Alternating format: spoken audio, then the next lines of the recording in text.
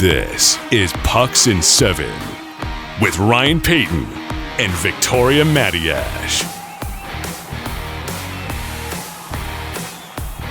So we began in a public library in Toronto.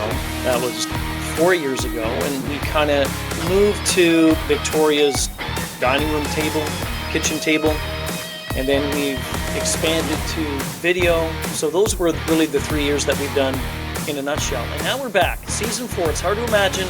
Time flies. Pucks in 7, we have returned. Ryan Payton, Victoria Matiash. What we're going to do is this. We're going to take you through the top 7 kind of stories that we've been looking at. We're going to follow the big headliners going into the season. Of course, there's probably 77 of them, but we're going to talk about the 7. And then we're doing our season preview show on Monday. We'll look into who's going to win what, who's going to come away with what award, who's going to be the Cup champ, and all that good stuff in between. Anyway, in the meantime, it is good to see you, Vic, and we are off again season 4. It was, summer was long enough. I mean, at the I beginning. Like your tweet. Summer's done. Let's go. Yes, let's go. It is I was very grateful for July. I was very grateful for the first half of August to just be away from the game a little bit because we both work in other avenues with the NHL as well. It's not just we just do this. Right. So it's pretty immersive. The season is pretty immersive for both of us. And just to get the breather and get the break and appreciate it again. It's when your spouse goes away on a business trip for 5 days. You're very happy to see them when they return.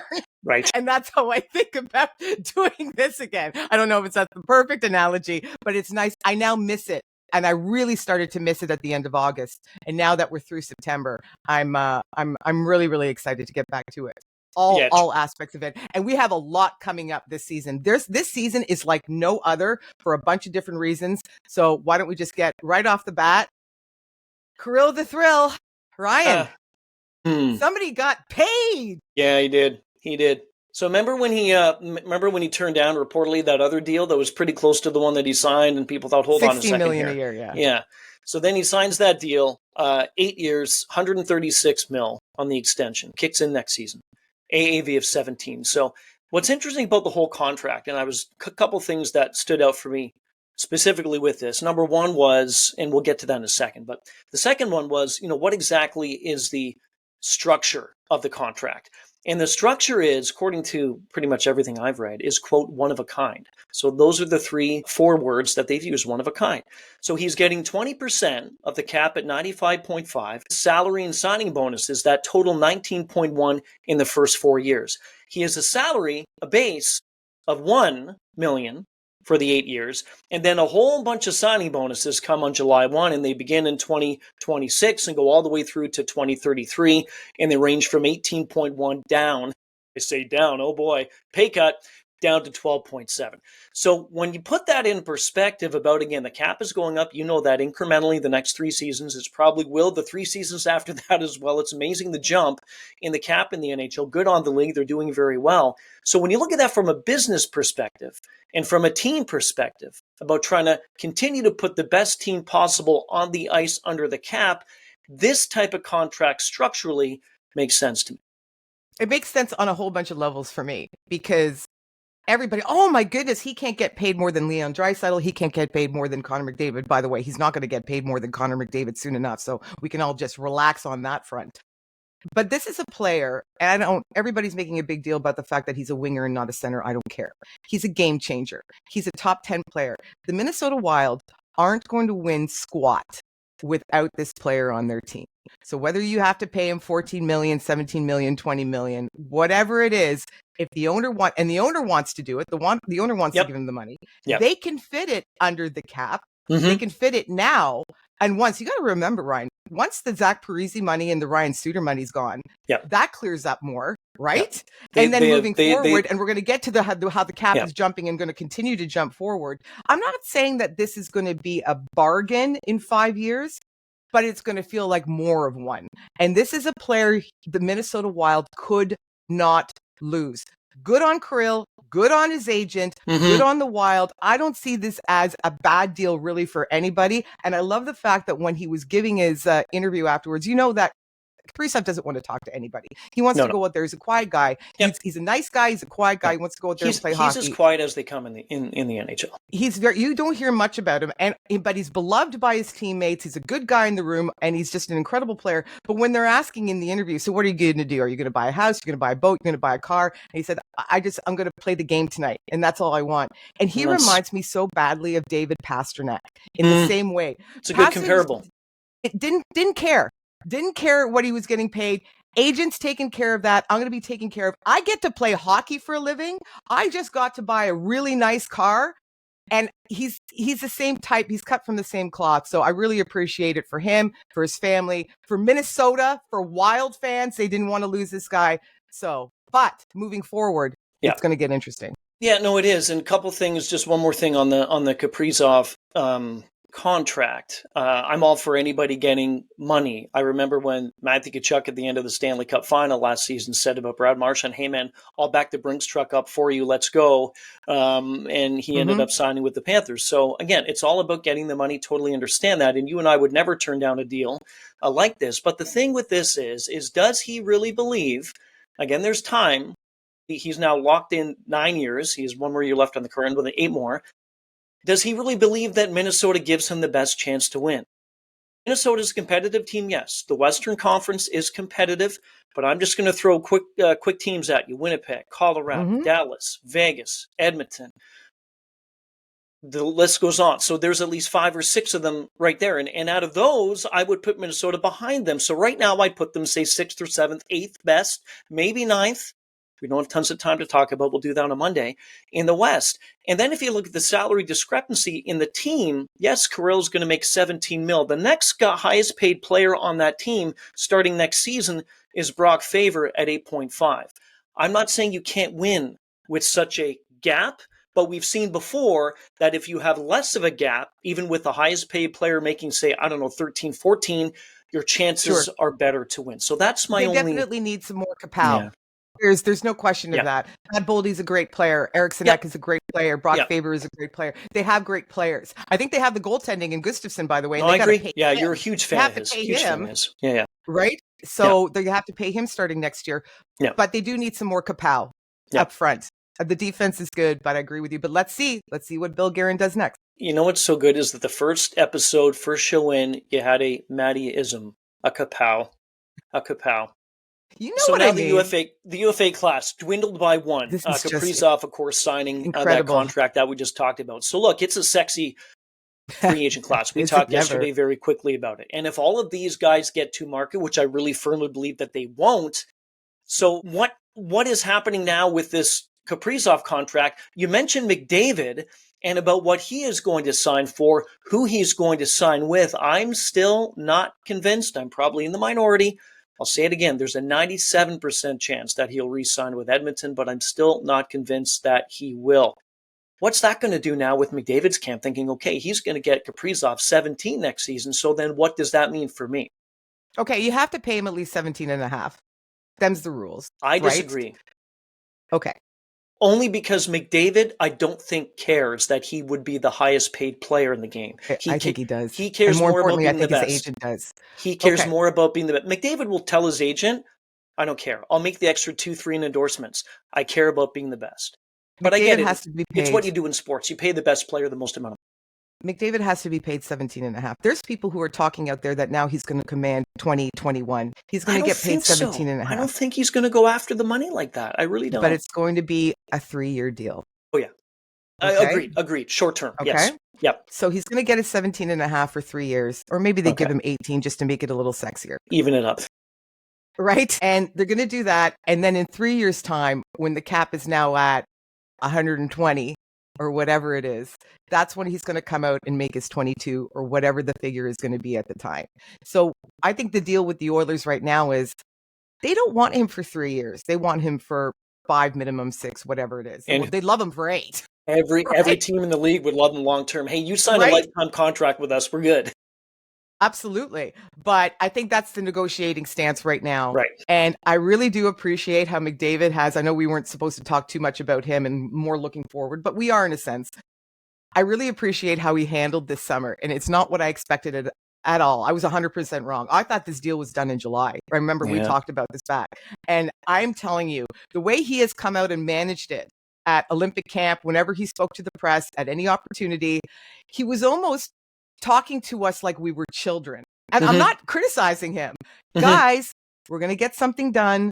This isn't a priority for me. I know you have to talk. I know all of you have to talk about it, but I don't. And it's a business and we're going to take care of my business. And I'm in no hurry. We're all being patient here. But the tone, he's like taking a deep breath and explaining it to the kindergarten class, how this is going to work. Yeah. And the way he managed it. Exactly. Right.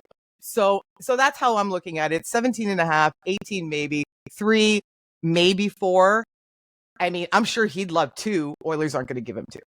So watch, we'll get off the air and then we'll do 2-year bridge deal for McDavid. Quickly, yes or no? Does he re-sign with Edmonton? Yes. No. Yes, he does. Let's move on. Really? Number 87. Does number 87 stay with the Pittsburgh Penguins for the entire season? Can we do one more thing on the UFA class? Of course we can. Absolutely Just can. one last bit. Yeah. But when you're looking I have at that it, nice graphic. Now I got to erase it. No, you don't. Read I'm the graphic. kidding. It's perfect. Carry Everybody can look forward to this now when I'm still blabbing. Right.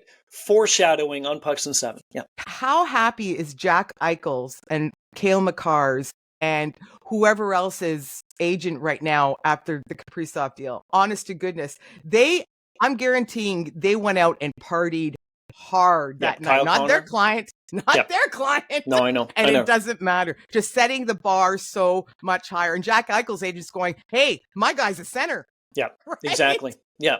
And he's been known to be pretty good. No, I agree. And that's the thing. Whenever, and this happens in sports, right? You wait for that big domino to fall, to drop, which is this. And now everyone's putting their heads together. Okay, so he did this. How do we compare to him or her? Let's try to go forward and try to get a bit more money. That's what it is. It's the competitiveness. And Mikko Rantanen's agent is going, damn it. No, I know. Yeah, I know. Signed with Dallas so soon. Could have waited. Anyway. Could have waited. All right, and we should have, could have, would have. Yeah. Okay, there we go again. To just, now you ready to, yeah, we will. So here's my thing with this about Crosby. There's so many players in the game coming that have past and present in any sport that you can't see them in a different uniform. And he certainly is one. However, the Penguins are an aging group. That core is an aging group. I do not believe this is a playoff team. They have not been for the last little bit. So if that is the case, I don't have any sources with this, but this is just my gut instinct. I do believe that Kyle Dubas has already had a conversation with Sidney Crosby and has said to him, if we don't play if we're not in a good spot by the time the deadline comes, if we're not in a playoff spot, or if we all agree that it's not going to happen, I will come to you and I want to give you the option and the opportunity to go play elsewhere. That's where I think this is going to lead. And with that in mind, I don't think that he will be a Penguin for the entire season. Where do you stand? Sidney Crosby has never lied to us. Ever. And the last we heard from him only days ago, he says he wants to finish his career as a Pittsburgh Penguin. This isn't a Jerome Iginla situation where he would have a desire to go, or a Ray Bork situation where he would have a desire to go somewhere else. He has cups. No, he's won everything. He's won everything. He scored the gold medal winning goal, for crying out loud. The guy has done literally I don't everything. remember that. Yeah, sure you don't. Where were you when? Yes. Oh, yes, it's true. Actually, I could tell you a story about that, but another day. But this is a Pittsburgh Penguins team that has 2 rookies in their top 6 going into this season. That's not a good scene. It's good for building, but it's not good for winning Stanley Cups. It's not good for making the playoffs. Sidney Crosby is very well aware of this. I still think he wants to be a Mario Lemieux. I think he wants to go out of this game wearing the same jersey that he started it with. I really do feel that way. How this moves throughout the season, to me, is going to depend on how competitive or not the Penguins are.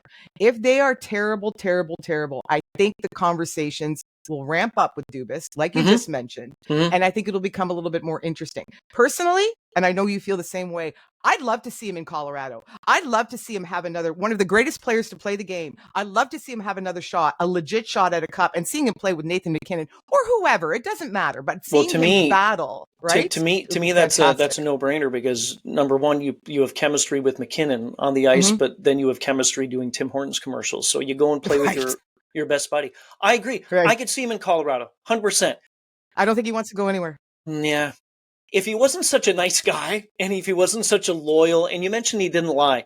I mean, there's nothing that he has said. He's never fibbed to us, ever, ever. Nothing. So no, he's been awesome. He's pure class. It'll be intriguing to see how this goes though over the next little bit. Let's move on. One of the big games, the return games, if you will, and that's going to be a lot of people are going to watch for.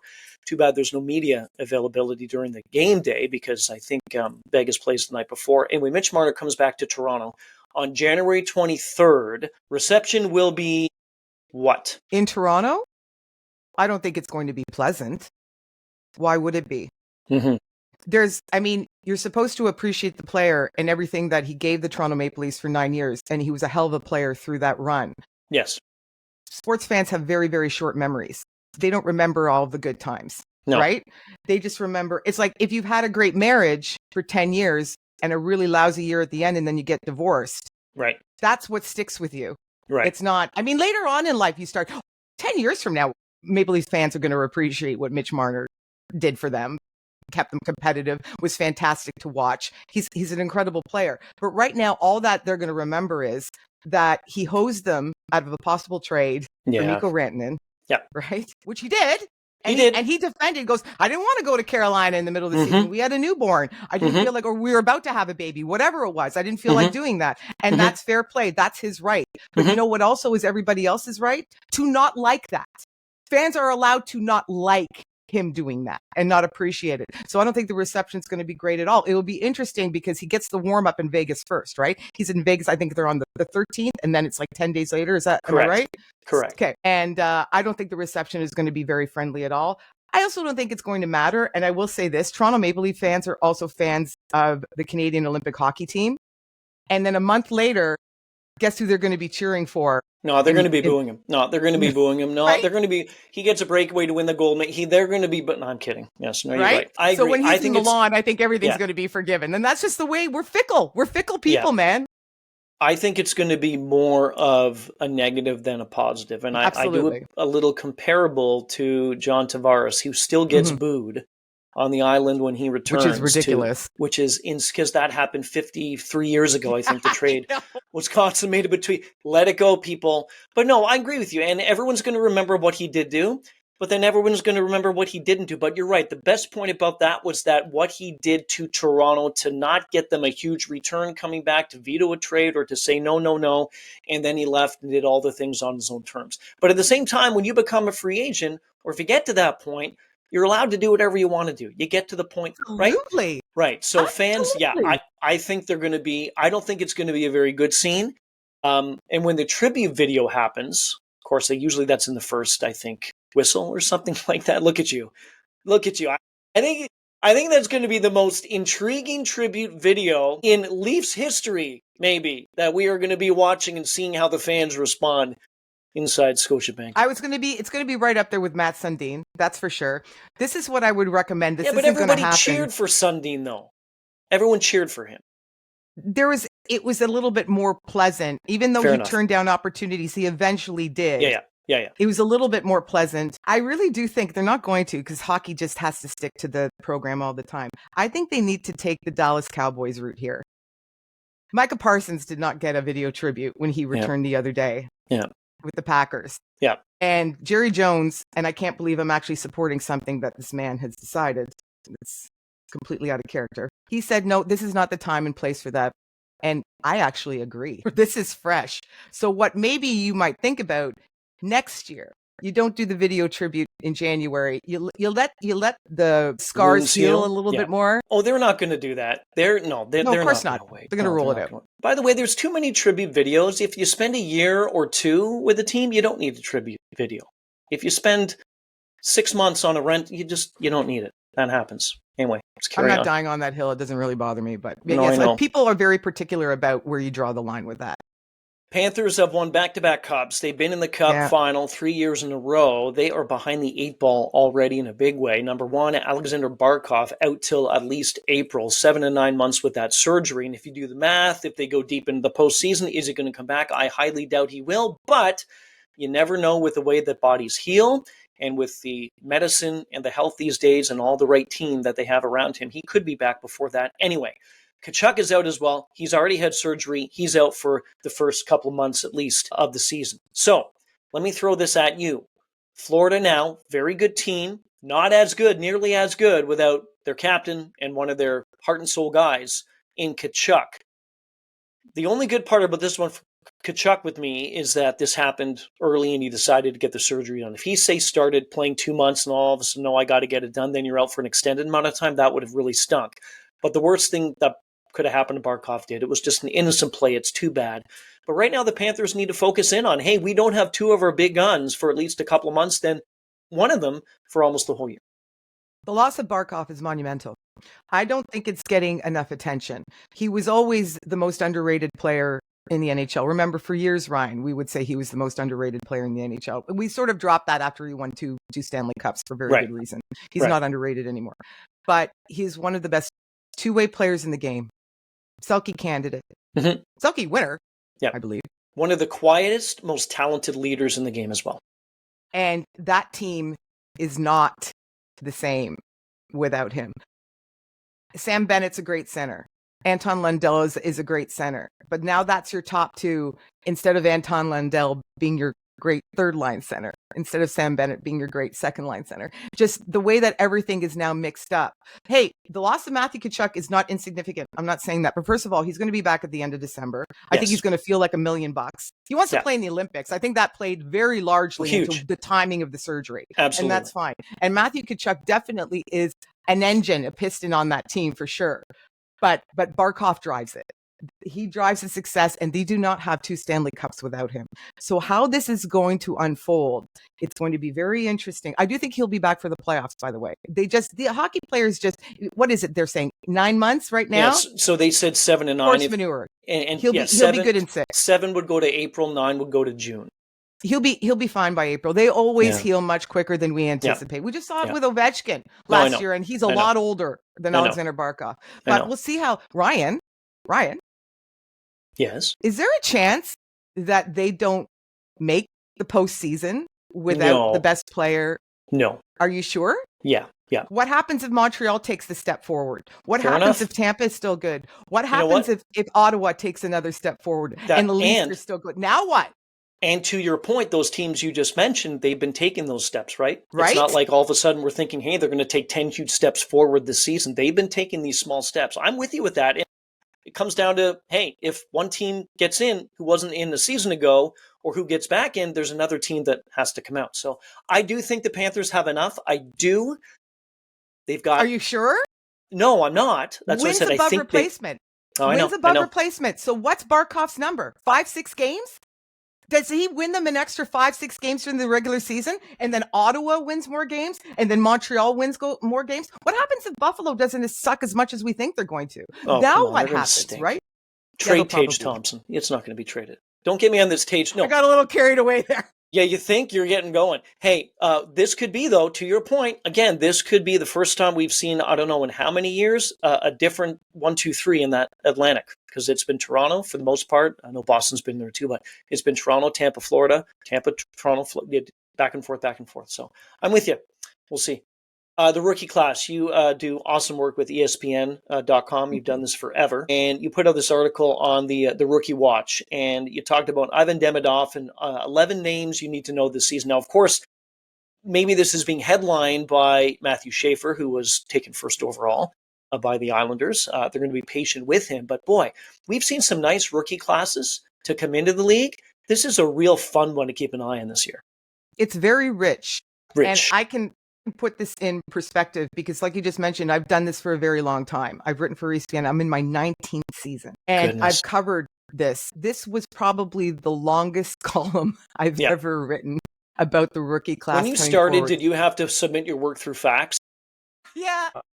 I'll tell you what, very, very, very, very quickly, the internet was so much slower back in the day. Everything took so much longer. And it was the bing, for real. Bing. And you'd have to reload pages. You know, I'm gonna go and get my shawl and put on my reading glasses in a minute. But it's so that's what struck me so much this year because we're talking about Demidov and we're talking about a Schaefer, and this class doesn't have the Connor Bedard doesn't have like the Connor McDavid, doesn't have even the Celebrini, really. Right. But it's just, now I'm looking around and you've got Jimmy Snuggerud, who's a rookie this year. I'm not necessarily saying these guys were all drafted recently, because very few from the draft class are going to make. We're talking about the rookie class. You got Jimmy Snuggerud, who's playing on a top line with the Blues to start the season. You've got the Parrott kid, who might be anchoring a top power play, Zane Parrott in Calgary. I know. You've got the Rizal kid in Chicago, who might be anchoring, because there's nobody else in Chicago to do it right now, who might be anchoring that top power play. You just got some really, really rich, some good young kids are coming up. Everybody wants to hand the Calder already to Demidov because he's such an electric player, and he is the prohibitive favorite right now. I'm just telling everybody to hold your horses a little bit here, because we're going to have some surprises this season, and some of these young kids are going to come out and wow us. Another one that we should all watch for, it's not just because he's got a great first name, but Ryan Leonard in Washington. I'm a huge fan of his, and he's just that kind of big, tough, rugged, talented, skilled. He's like a Matthew Nyes. I know Nyes has been in the league a lot longer than Leonard has, but he's kind of got that skill set to me. He's very Matthew Nyes-like. Yeah, and Matthew we're friends Nyes. with Sammy Silver, who covers the Capitals, That's right. of course. Yep. We're going to get Sammy and I on. mean this in the best way possible. She can't shut up about him, and for good reason, because he's just impressing the heck out of everybody in camp. And he's going to be another one playing in the top 6 with the Capitals, probably. And you know what? He's like Tom Wilson, right? 2.0. What you've been saying, you've been mentioning names that are getting, remember years and years, I mean, we're probably going back to the days you submitted your work through fax, but years ago, with when rookies came in, yes, I mean, rookies nowadays are a lot more talented. I'm not going to say it, actually. I take that back, because you can't compare eras. But with what the rookies not are expected of them nowadays, but the situations that they're already put in, or what the coaches are drawing up on a sheet of paper to put a rookie in. You talked about second power play unit. You talked about top 6, the second set of defense, first pair of defense. That's just tells you how incredibly talented these young players are, that you're put into the best league in the world, the highest hockey talent level in the world, and yet you're a rookie, 18, 19, however old you're getting these great opportunities with significant minutes. I just think that's such a pat on the back to everybody involved with these young guys. It does feel different. You're right. There's not, there's other people would say they're, especially on the blue line, they're not getting enough seasoning and they're not ready yet. I think everybody's an individual. Maybe player A is not quite ready yet, but when you're looking at, look at what Lane Hudson did last year. Fantastic. And you're not supposed to do that as a 20-year-old defender. No, you're not supposed to play that responsibly and put up, how many points did he have? He had 62 assists or something ridiculous like that. So, and won the Calder. So you're right. It has been a 12-year absence since the NHL went to the Olympic Games, but that's going to change, Vic, coming up in 2026. So it's you give us the rundown every week when we do this every show, and I found it interesting when you put on this that you talked about the fatigue factor with this. To be honest, I didn't even think about that until you wrote that, but then I put things into perspective and thought, well, yes, it's not like it's in Vancouver. It's not like it's in Salt Lake City. We're talking about in Italy. So there is a much different stuff going on with that and a lot of travel involved. But it's going to be fun to see the NHL guys back, because whether it's women or men, you love to see the best in the world compete for their country on the best stage. I can't wait. We've waited a long time. I can't wait. I'm actually looking to take a little bit of time off during that period in February to really soak it in from the radio news job, because I really want to enjoy it. Personally, selfishly, I'm looking forward to it. The way that this season is so jammed schedule-wise before and afterwards, I think the players are going to feel it. I think everybody who doesn't go over to Milan and gets that 2 whatever week break is going to really benefit from it. And then we're sending our best players over there, the Austin Matthews, the Jack Eichels, the Connor McDavids of the world. And here's what I've actually focused on writing fantasy this year. And I've pushed for, if you're deciding between player A and player B and everything else being equal, take the Russian.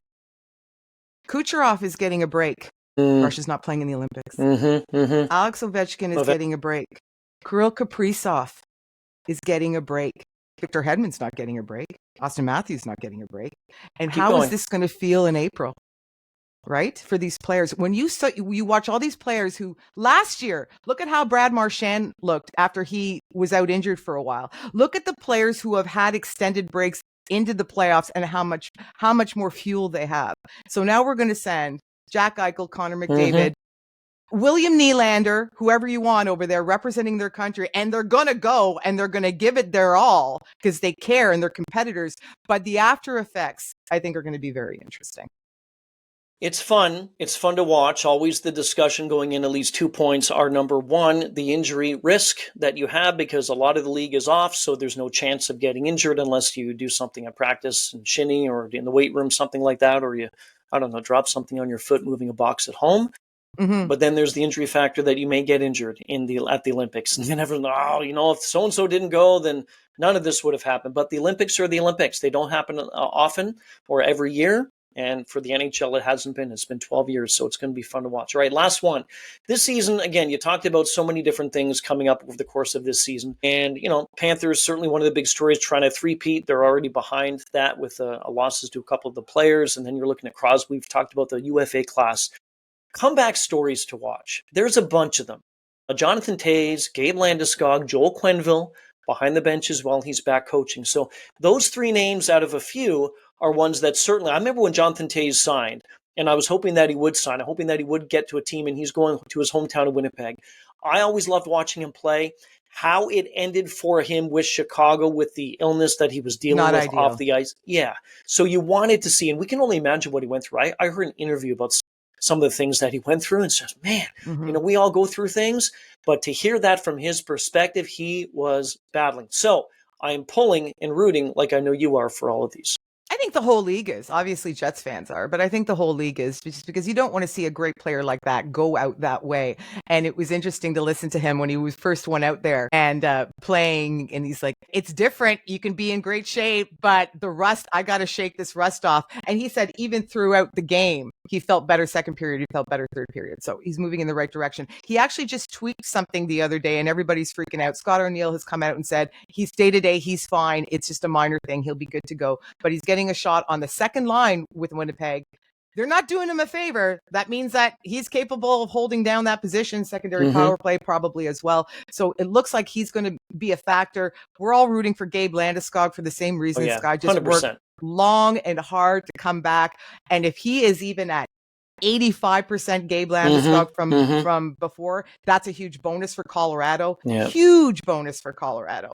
And the last one maybe to mention is Milan Lucic is you want to talk about that with the Blues. And apparently the first game he played, he was lousy with a capital L. Yes, and I saw that. And then he got a little bit better. And it's not necessarily he's going to make the team, but the fact he's giving it a go. Everybody on the Blues seems to be rooting for him. Even if it's just you're a fourth line guy, you play maybe not all the time, a few minutes here, a few minutes there. It's okay. So and have him in a room. And so the comeback stories are definitely something to watch.